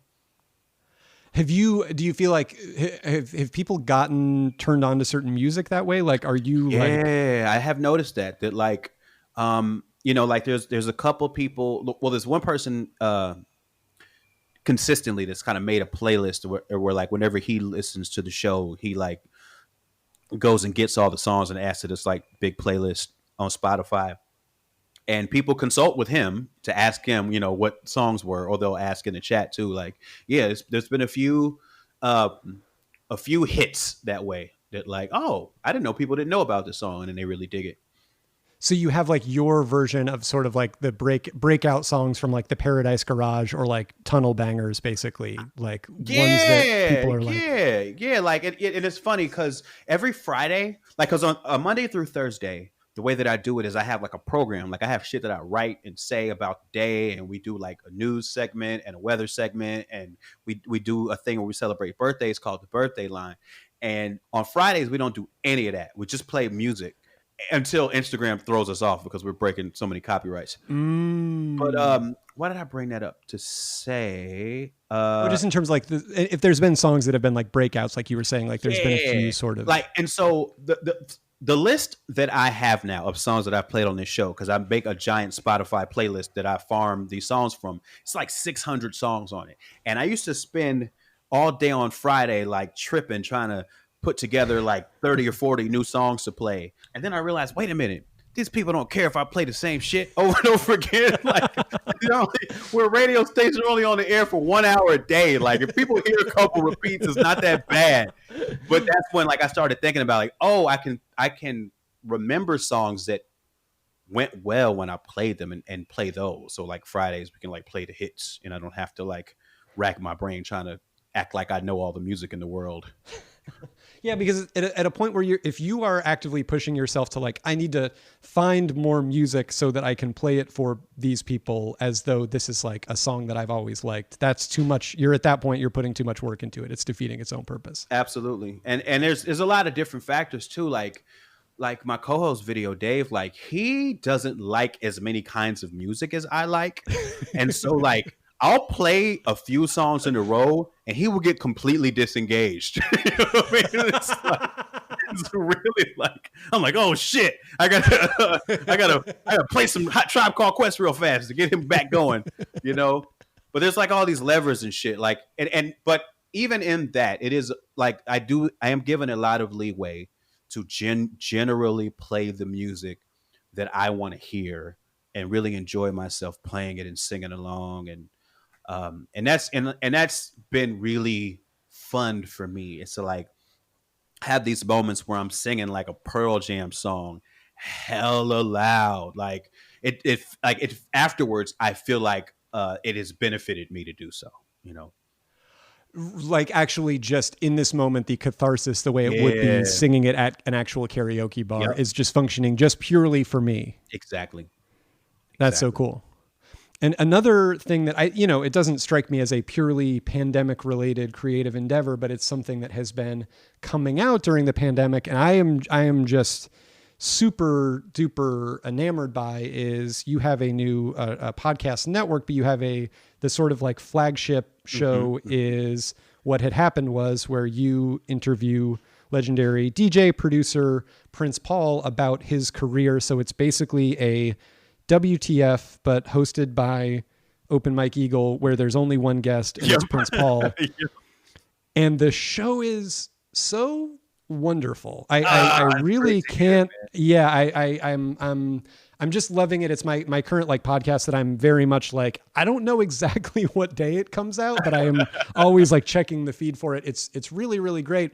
And one of the things that I love about it that's so cool is it's basically you get to talk to this artist, Prince Paul, where as you guys have described it on the show, every single project he does, I mean, some of them have been immediate breakout hits, like 3 Feet High and Rising with De La Soul, or the Chris Rock comedy albums that he produced that were big sellers and Grammy winners and whatever. But pretty much everything else, it seems like he makes a thing, and then 10 years later, people are like, it's brilliant. Yep. But not really until then. And there's so much in it about the creative process and life. And part of what I've wanted to do with this show is kind of look at cooking as like a metaphor for the creative process, or see how creative people come to view their own process when it's removed from the thing that they literally do.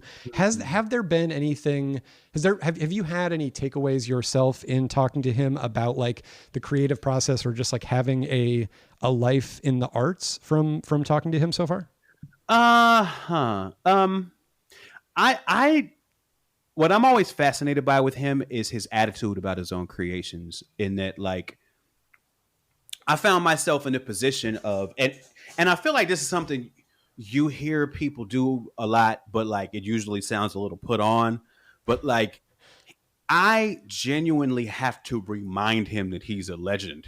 Like all the time. Like he it's almost like he refuses to see himself that way.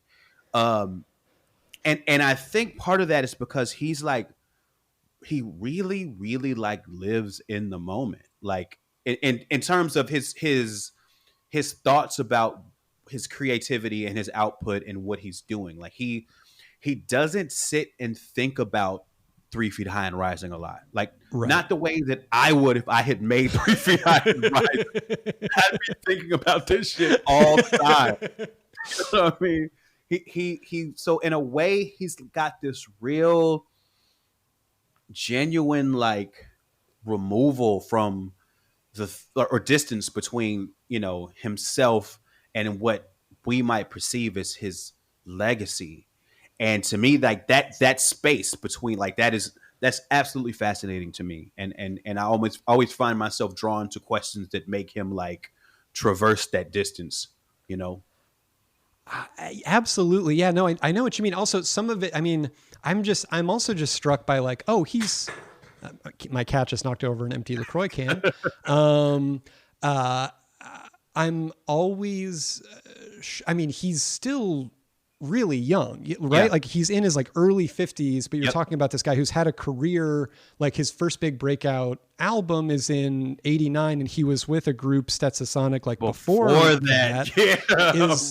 Is really, really unbelievable. But I know what you mean, where it is sort of like you do get the sense that he is very much in the present tense, and he's also not like in a rush either, is what I'm struck by. Like, it's not like he's going like, oh, I have to do this, or I have to whatever, or what's my next big like rebrand, and I'm going to come out and I'm going to do this thing, and I'm going to like, it's very much just like as he's described it, like he's like saved his money over the years, and he's going to work on things that he's interested in and not work on things that he's not interested in.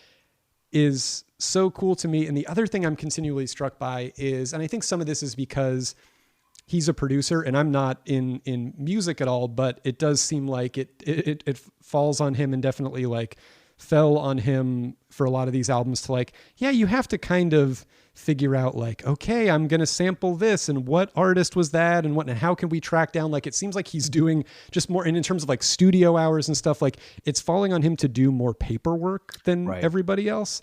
And it's just very interesting to me. I remember one time I was writing on this award show, and I was in an artist's dressing room, and their dressing room was next to the Foo Fighters dressing room. And I remember going out of like their dressing room and walking past the Foo Fighters dressing room and just hearing like Dave Grohl or Taylor Hawkins or like one of the Foo Fighters, like I could hear them say and see them say, oh, did Marcy send that email? I missed that. Like I missed that in my inbox or whatever. And just realizing, feeling the degree to which like, oh, right. So many of these people who so many people think are so cool, these artists, their lives are just like, or their careers are just like a lot of other people's careers. It's just fucking emails and like chasing it around. Like emails, man. It's all emails. It's a series of inbox checks, you know? And so hearing Paul and the way that he like is remembering some of these things is kind of like, oh, right, I have to go look at that contract, or I have to whatever. It's just sort of realizing like, oh yeah, he has that insane creative space inside of him where he's like finding music and sampling it and like piecing these things together and bringing this very specific like bent like humor to different things, and like bringing so much of himself to it. And that's all there. but in the way that he actually is remembering a lot of these things is just sort of like, oh yeah, I think our budget on that one was like between like 20 and 30. Like it's just very nuts and bolts in a way that is very sort of like, there's something about that that's a little bit disillusioning on some level. And then there's something about that that's very demystifying and just sort of like, oh yeah, he's just a guy doing a job. And it's kind of cool. Right. Right. And he never thought he was even going to be able to do this job very long. So, you know, he's always felt like, and I guess that's something I feel akin to him too, is that like everything he does is like cherry on top, because he was never supposed to do this. You know, he was never supposed to have this really long career and who have done all of these awesome things he's gotten a chance to do. So, you know, like there's just a certain gratitude that he has for it too, you know? Yeah, absolutely. It's great. It's really cool. And I do think it's one of those things that like we talked about the different forms that like media is taking on and the ways in which it's like, we think of ourselves as being like, I enjoy media in this kind of way. And your son's generation enjoys it in another kind of way. But I do think like the idea that there would just be this long form interview show where two really sort of like, you know, super creative, important people in their field are just going to talk to each other about that thing is, I don't know. It's really cool. There's not, again, not a question here. It's just a Chris Farley show on the That's so cool. Mike Eagle, Prince Paul podcast. Yeah, exactly. Exactly. It's the best. Yeah.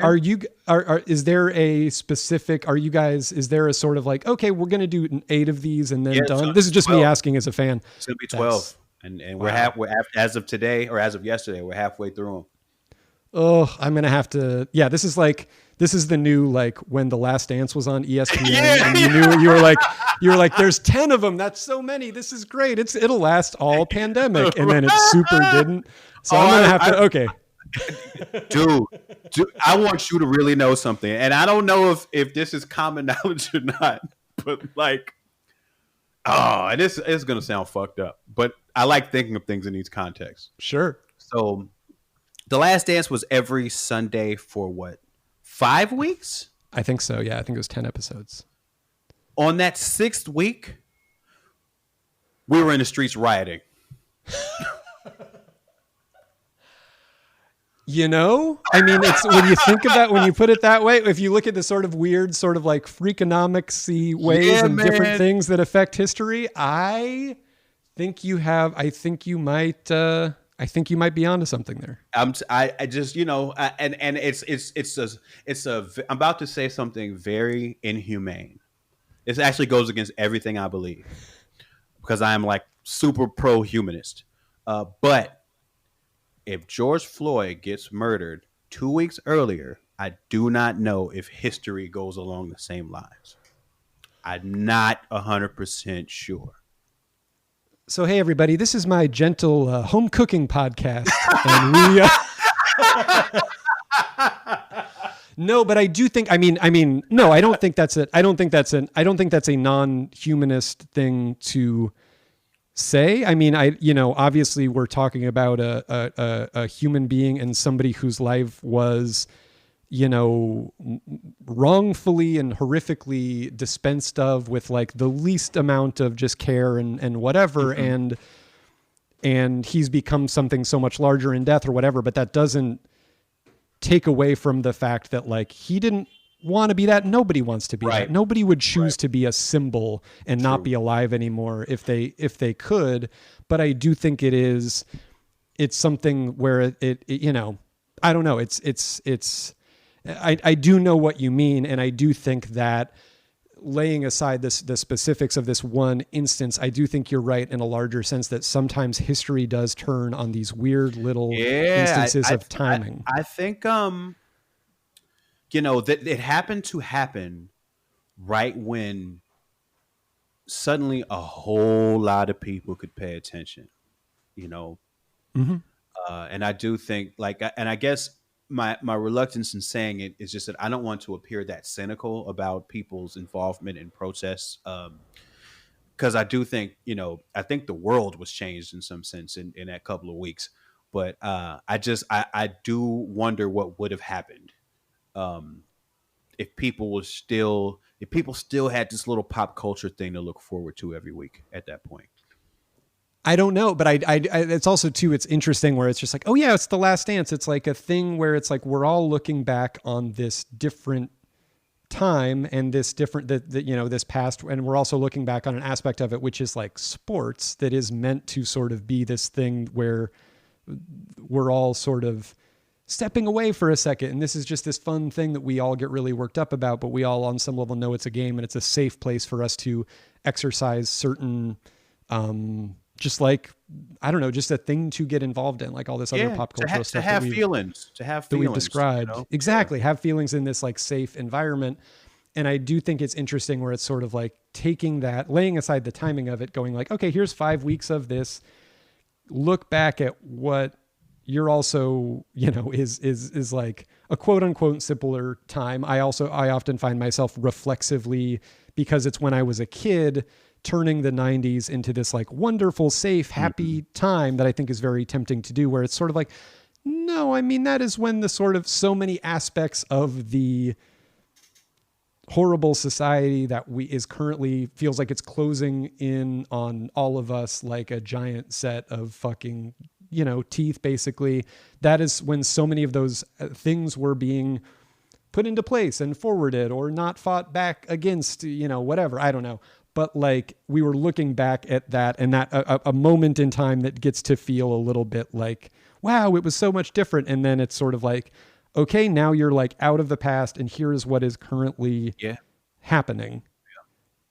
Yeah. Yep. And I think everybody is right now, or I shouldn't generalize in that way, but a lot of people are currently, I think, more attuned to feeling vulnerable in ways that other people in other groups have always felt vulnerable. Yep. I absolutely agree. And of course, COVID fed into that too. Just everybody saw how quickly everything can get turned upside down. And I think in that is a little bit of like encouragement for people to go out and fuck shit up. You know what I mean? Like, I think that there's like, it kind of let people know like, oh, that's right. Things can change. So like, let's go out and change some shit, Yeah, no, I know what you mean. I think about that too with like Cory Bush winning this week, where it's sort of people going like, oh wait, things can get a lot worse very quickly, but that they could also get, I don't know if a lot better. I think a lot of our problems are very, very intractable seeming, but they can get better quickly too, or they can, I know what you mean. There's just sort of like having that open space in your head for like, things can change in a lot of different ways. It doesn't always have to be bad. But I think, I think that a lot of the way that we go about things is rooted in this sense that the world is a giant machine that no matter what we want is going to keep turning in the way that it's turning. Right. And I feel like to go from what we considered normal life to you can't go outside. And if you go outside, you have to wear a mask. And if you go to the supermarket, there may or may not be toilet paper. Like, I think that reality was so stark for people. I think like just the fact that could occur, that like the status quo could be turned upside down so drastically. I think like one of the few positives of that is giving people a sense that the status quo can change. Do you know what I mean? Yeah, absolutely. And I think it's sort of like, you have to think about like it's something I heard somebody say once about voting, where I think it was Ted Leo. Ted Leo said this about voting once on Twitter. Ted Leo, guy with like very good sort of like lefty politics credentials, I think responding to other people with very good lefty politics credentials, saying like, don't vote, because voting, you're actually sort of like co-signing this entire system, that's whatever, and making that case. And he was saying like, you have to think about who benefits from your apathy. Right. Or like who benefits from you taking yourself out of the process.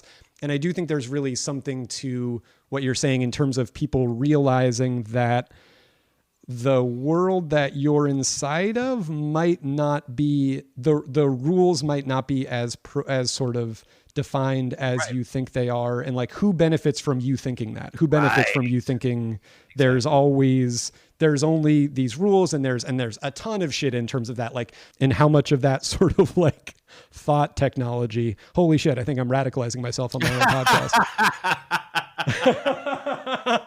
Anyway, all that to say, people can have an open mind about what types of things are possible. And or I guess if you're finding yourself being like, man, all these bad things are possible, the way I keep thinking about the world, I think it's important to kind of take a second and be like, so that means that some radically good things might be possible. That is, well. It's all not as rigid as we think it is. You know, I think that was a grand COVID lesson.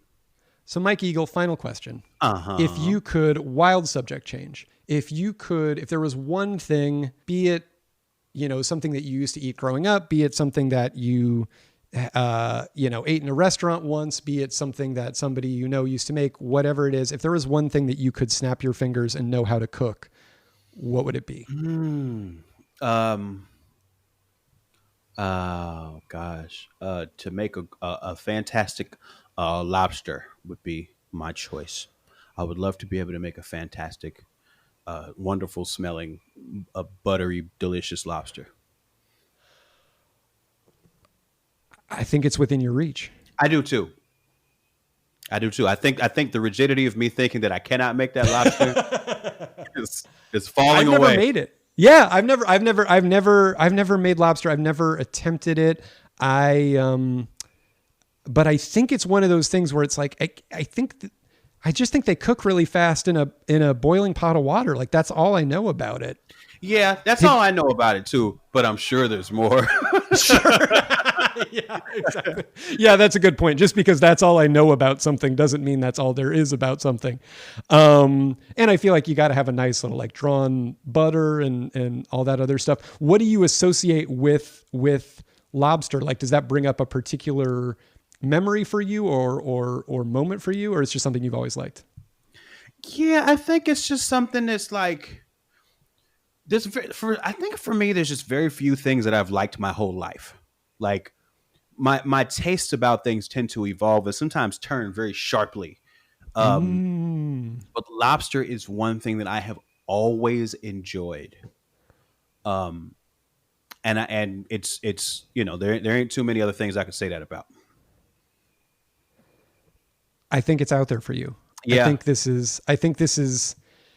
it's something that you might be 2 lobsters. I think you're maximum 2 lobsters away from, but also too, then it's like, oh, that's a fun thing to want to try and screw up on. Yeah. And that's part of the thing. That's part of the intimidation with me in cooking, period, is that like, I don't want to fuck up in front of people. Like, I don't want to give people bad food. Like, even if they know I'm practicing, I just don't want to go through that. Like, it's the same reason why I'm never like gonna do stand up. It's because I don't want to be bad in front of people. You know what I mean? It's just like I feel so done with that phase of life. Like, because I did rap for like I did bad shows for so long. Like, I just don't want to start over. But I certainly am. Like I said, I'm taking some steps towards cooking, and I'm gonna get over that bullshit.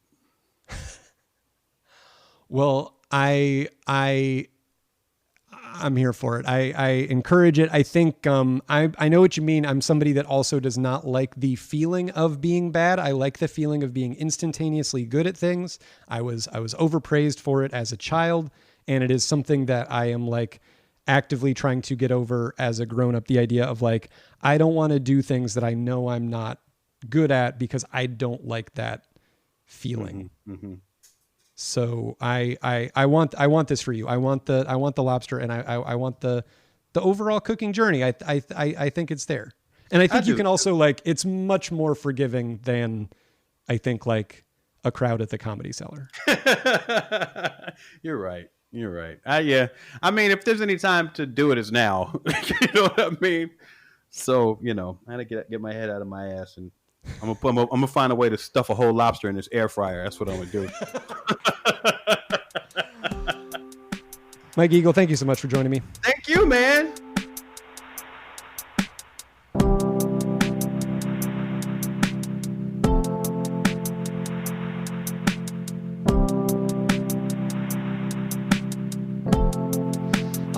that is it. That is all for this week's episode of Stay for Dinner. Thank you so much to my guest, Open Mike Eagle. Please check out What Had Happened Was wherever pods are cast. And while you do that, please rate and subscribe to this podcast if you haven't already. It helps more people find the show, and that in turn helps there be more show. You can follow me at DC Pierson on Twitter, DEECEE Pierson on Instagram. And if you decide to cook along at home, please take a picture of what you make and tag me in it. I would love to see that.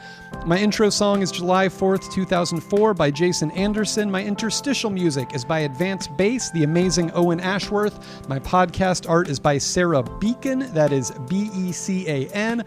I have written a couple of novels, The Boy Who Couldn't Sleep and Never Had to, and Crap Kingdom. They are available wherever books are, or you can ask about them. Support your local bookstore in whatever form they exist right now. Also, both of those are available as audiobooks on Audible and wherever else you get audiobooks, and I read them. So if you like hearing me talk, I think you'll enjoy that. That's it. I'll talk to you next week. Bye.